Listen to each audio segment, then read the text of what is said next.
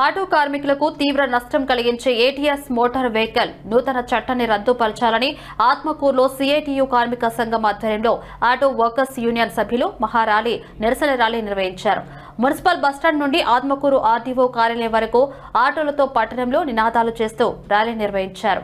CITU జిల్లా నాయకులు Sivaprasad, Atmakur CITU అధ్యక్షులు ఆత్మకూరు నాగయ్య, నెల్లూరు జిల్లా ఆటో కార్మిక యూనియన్ నాయకులు రాజు, సిపిఎం పార్టీ పట్టణ కార్యదర్శి డేవిడ్ రాజు తదితరులు పాల్గొన్నారు. ఈ సందర్భంగా వారు మాట్లాడుతూ ఈ నూతన కార్మిక చట్టం వల్ల ఆటో వర్కర్స్ కు తీవ్ర ఇబ్బందులు ఎదుర్కోవాల్సి వస్తుందని, వెంటనే ఈ విధానాన్ని రద్దుపరచాలని, పట్టణంలో ఆటో స్టాండ్ను ఏర్పాటు చేయాలని, అలాగే ఆటో వర్కర్స్ యూనియన్ సభ్యులకు ఇంటి స్థలాలు, వారి పిల్లలకు ఉచిత చదువులు అందించాలని కోరారు. ఇక అనంతరం తమ సమస్యలతో కూడిన వినతి పత్రాన్ని ఆర్డీఓ కార్యాలయంలో అందించారు.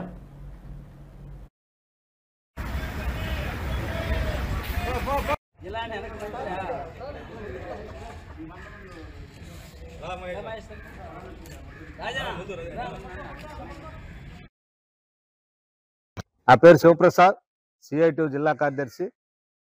ఈరోజు ఆటో కార్మికులు ఏటీఎస్ సెంటర్ని రద్దు చేయాలని, ఏటీఎస్ను ప్రైవేటైజేషన్ చేయకూడదు, ప్రభుత్వ రంగంలోనే కొనసాగించాలని చెప్పే డిమాండ్తో ఈరోజు ఈ కార్యక్రమం చేయడం జరిగింది. ఈ కార్యక్రమం చేయటం అనేది ఈ నెల 7వ తేదీన పెద్ద ఎత్తున జిల్లాలో ఉన్నటువంటి అన్ని సెంటర్స్లో ఆటో కార్మిక సంఘం ఆధ్వర్యంలో నిరసన కార్యక్రమాలు చేయడం జరిగింది. కలెక్టర్ గారికి కూడా అర్జీ సమర్పించడం జరిగింది. అయితే ఈ రోజు కూడా చేసి దాదాపు 20-25 రోజులు అవుతున్నా ఏటీఎస్ సెంటర్ని రద్దు చేస్తామని చెప్పి ప్రభుత్వం ప్రకటించకపోవటం చాలా దుర్మార్గం. ఎందుకంటే చదువుకున్నటువంటి యువకులు ఉపాధి అవకాశాలు లేక, ఎలాంటి జీవనాధారం లేక, ఆటోలు నడుపుకొని జీవనాధారంగా బ్రతుకుతున్నటువంటి పేదలైనటువంటి ఆటో కార్మికుల మీద ఇంత ఆర్థిక భారాన్ని మోపటం, ఏటీఎస్ పేరుతో మోపటాన్ని సిఐటియుగా మేము దీనికి వ్యతిరేకిస్తున్నాం.